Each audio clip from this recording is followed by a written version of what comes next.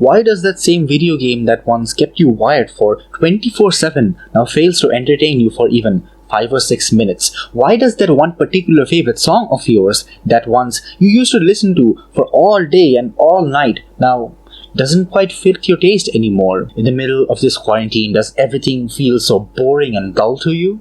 Do you wish to feel the same about those things? Well, I'm here to give you some tricks and spells on how you can get back life out of that dead boring soul inside of you.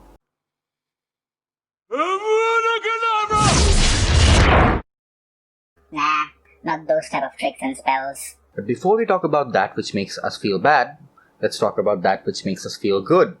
And that is dopamine. I'm often criticized by my viewers for using too much complicated words in my videos. So to make things easier for my friends, I'll try to explain dopamine in an easy way.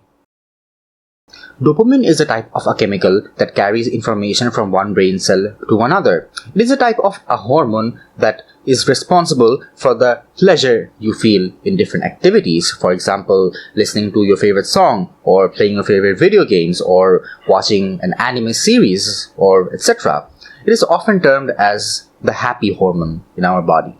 So, does that mean that the more the dopamine release, the more we feel happy? Yes, but actually no.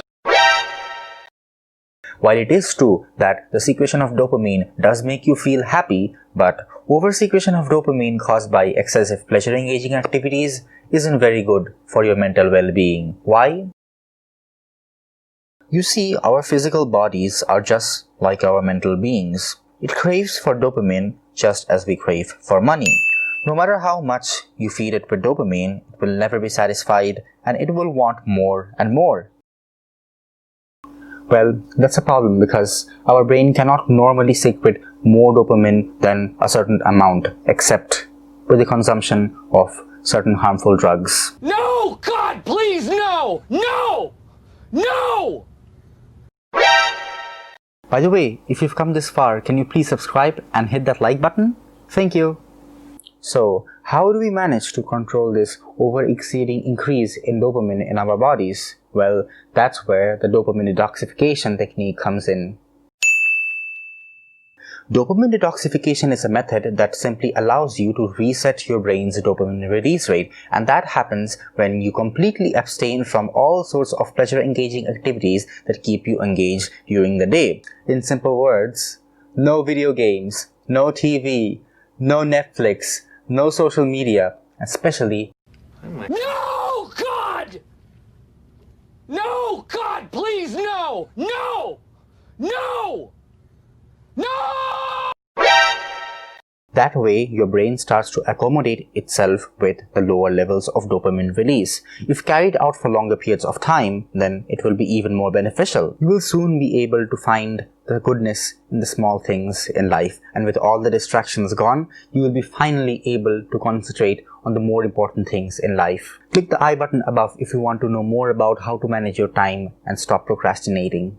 Well, before making this video, I myself did a 7-day dopamine detox in which I stayed away from social media, TV and Netflix, and video games. Honestly speaking, I did feel anxious and was desperate to go back to feed my desires in the early 24 hours of the dopamine detox. But soon as time went by, I found life in doing more creative things like language learning, reciting the Quran, reading more books, and most importantly, my studies. Trust me when I say this, try this technique out. It's sometimes better off abstaining from the things that give you pleasure, especially if you're a high school or university student with exams knocking at the front door. That's all for today, folks. If you want to see more of my productivity videos on my channel, then please subscribe and smash that like button. And I do also want to thank you for 200 subscribers and 2,000 views on my channel.